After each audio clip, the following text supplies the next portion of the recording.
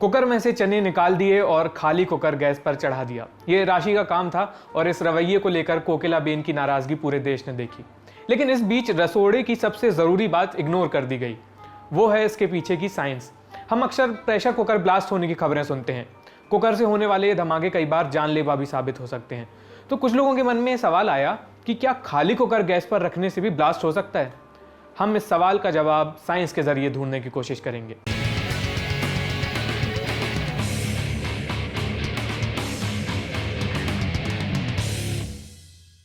नमस्ते, मेरा नाम आयुष है। साइंसकारी के इस एपिसोड में हम प्रेशर कुकर की साइंस समझेंगे। ये क्यों ज़रूरी होता है, कैसे काम करता है, क्यों काम करता है, इससे ब्लास्ट क्यों हो जाता है, और सबसे बड़ा सवाल, क्या राशिबेन का खाली कुकर कोकिलाबेन की जान ले सकता था? प्रेशर कुकर की साइंस है ना, बहुत ही सिंपल है, लेकिन ये बहुत कमाल की है। लेकिन उससे पहले हमें दो और कमाल की चीज़ों के बारे में जान लेना चाहिए, आग और पानी। हमारे पुरखों को हज़ारों साल पहले आग के बारे में पता चला। उन्होंने आग से खाना पकाना सीखा। आग खाने से बहुत सारे कीटाणु खत्म कर देती है, स्वाद बढ़िया हो जाता है और उसे आसानी से खाया जा सकता है। आगे चलकर खाना पकाने के लिए आग के साथ पानी का इस्तेमाल भी होने लगा। ये क्यों? ये इसलिए कि हम किसी बर्तन में अगर किसी खाने को रखेंगे तो आग उस तक बराबर तरीके से नहीं पहुंच पाएगी। इसके लिए एक मीडियम की ज़रूरत होगी। तो पानी प्रचुर मात्रा में मौजूद था आसपास और पानी आग के लिए एक ज़रिया बना। ये एक अच्छा हीट कंडक्टर होता है, यानी ऊष्मा का अच्छा संचालक होता है। फिर हमें समझ में आया कि आग और पानी मिलकर खाने को नरम बना देते हैं, जिससे उसे चबाना और पचाना आसान हो जाता है। तो बहुत सख्त चीज़ों को उबाल कर खाया जाने लगा और वो हमारे लिए आसान हो गई। लेकिन एक दिक्कत थी, चीज़ों को उबालने में बहुत ज़्यादा समय लगता है और बहुत हीट लगती थी, यानी बहुत ऊर्जा खर्च होती थी, ईंधन खर्च होता था। तो फिर ये देखा गया कि यार अपना ज़्यादातर आग तो मतलब पानी को भाप बनाने में ही खर्च हो जा रही है और वो भाप पूरी की पूरी ऊपर उड़ी जा रही है। तो किसी न किसी तरीके से इसे रोक लिया जाना चाहिए। हमने सुना है कि केमिस्ट्री में पानी को H2O कहा जाता है। ये H2O पानी के मॉलिक्यूल को कहते हैं और ऐसे ही बहुत सारे मॉलिक्यूल्स से भाप, पानी या बर्फ़ बनती है। आपको पता है कि एक गिलास पानी में कितने H2O के मॉलिक्यूल्स होते हैं? करीब 66,855। नहीं, इतने नहीं, इसके आगे 10 जीरो और लगाइए, मतलब ये 25 अंकों की एक संख्या बनेगी। उतने मॉलिक्यूल्स होते हैं एक गिलास पानी में।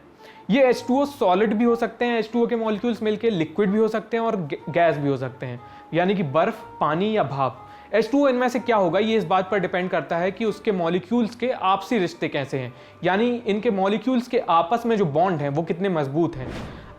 अगर बहुत मजबूत बॉन्ड है तो बर्फ बनेगी, अगर ठीक ठाक बॉन्डिंग है तो पानी बनेगा, और अगर उनके आपसी बॉन्ड बहुत कमज़ोर हैं तो वो भाप बनेगी, दूर दूर रहेगी।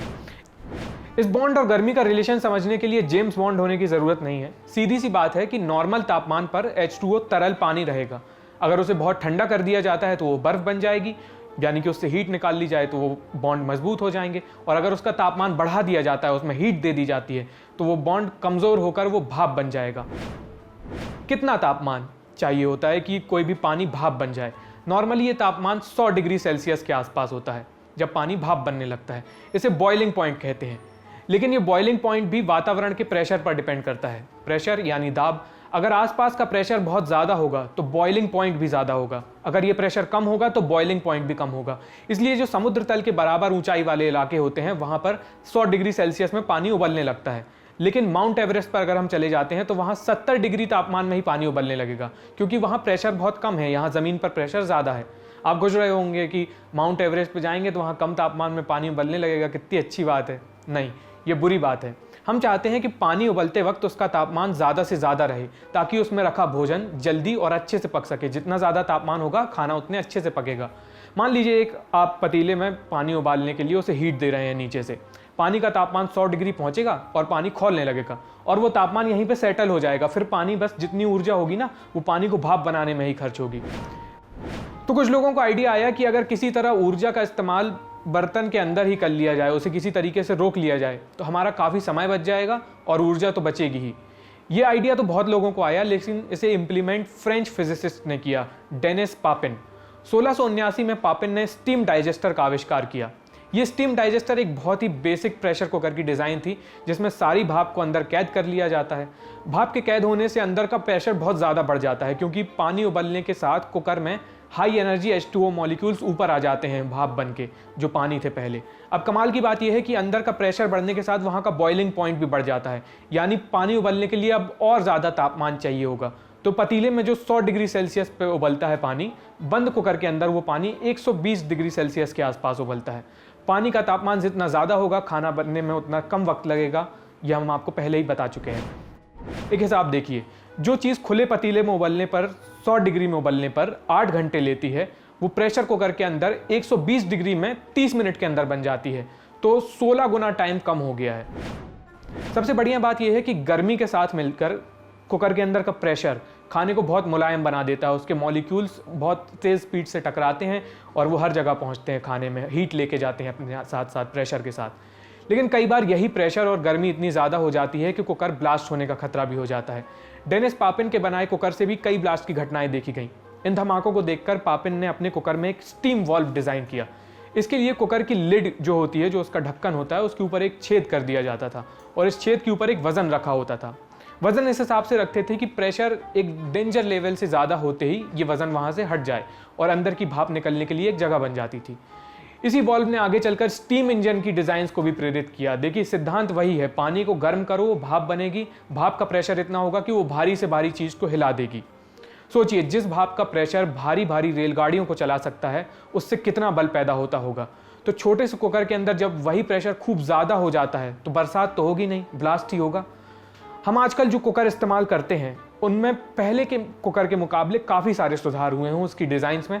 सबसे पहली तो उसके ऊपर लगी स्टीम वेंट जो है, जहाँ से प्रेशर ज़्यादा होने पर भाप निकलती है और हमारे कानों में मधुर संगीत सुनाई देता है, वो बदली गई है। इस स्टीम वेंट के ऊपर एक वज़न रखा होता है जिसे हम सीटी कहते हैं। इस सीटी का वज़न बहुत नाप तोल कर रखा जाता है। इसी के वज़न से ये डिसाइड होता है कि कुकर के अंदर कितना प्रेशर होने पर भाप को बाहर निकलने का रास्ता दिया जाएगा। कुकर की सीटी जितनी ज़्यादा भारी होगी, उसके अंदर का मैक्सिमम प्रेशर, उसकी प्रेशर झेलने की क्षमता उतनी ज़्यादा समझी जाएगी। इसके अलावा ब्लास्ट रिस्क कम करने के लिए कुकर की लिड में एक सेफ्टी वॉल्व भी लगाई जाती है। उसके ढक्कन में आप देखते होंगे एक अलग से सेफ्टी वॉल्व होती है।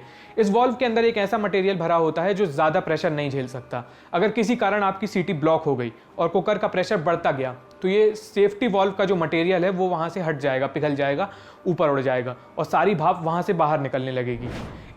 जब ये इतने सारे सेफ्टी मैकेनिज्म्स हैं तो इस सब के बावजूद ब्लास्ट क्यों होते हैं? होता यह है कि आपने कुछ बनाया और कुकर अच्छे से धोया नहीं, या वहाँ कुछ खाने के अवशेष वगैरह कुकर की सीटी में, उसके सेफ्टी वॉल्व में लगे रह गए, तो उससे वो सब ब्लॉक हो जाते हैं और वहाँ ज़्यादा प्रेशर डेवलप होने लगता है, जिससे वहाँ से ब्लास्ट हो जाता है।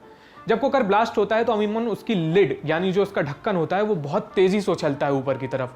कई बार ऐसा भी होता है कि कुकर के अंदर बहुत ज़्यादा प्रेशर बना हुआ है, कुछ भी ब्लॉक नहीं है, लेकिन आपने जब प्रेशर बहुत ज़्यादा है तभी एकदम से ढक्कन खोल दिया, तो ऐसे में ढक्कन खोल देने से अचानक भी ब्लास्ट का रिस्क हो जाता है, क्योंकि अंदर बहुत ज़्यादा प्रेशर है, वो उसको ऊपर पुश कर देगा।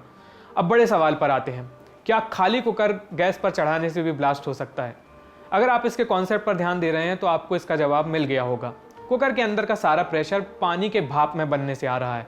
अगर कुकर के अंदर पानी ही नहीं होगा तो कोई प्रेशर ही नहीं बनेगा, कुछ खास प्रेशर नहीं बनेगा। उसके अंदर की हवा का प्रेशर ज़रूर बढ़ सकता है, लेकिन वो इतना नहीं होगा कि कुकर ब्लास्ट हो जाए। होगा ये कि कुकर चढ़ा चढ़ा बहुत गर्म हो जाएगा और थोड़ी देर बाद वो बहुत काला हो जाएगा। तो अगर राशि बेन का इरादा कोकिला बेन को नुकसान पहुंचाने का था तो उन्हें थोड़े स्मार्ट तरीके खोजने चाहिए और कोकिला बेन को थोड़ा चिल करने की ज़रूरत है। चिल करने के लिए साइंस समझिए और साइंसकारी बनिए। आपको प्रेशर कुकर की ये साइंस कैसी लगी हमें कमेंट करके बताइए।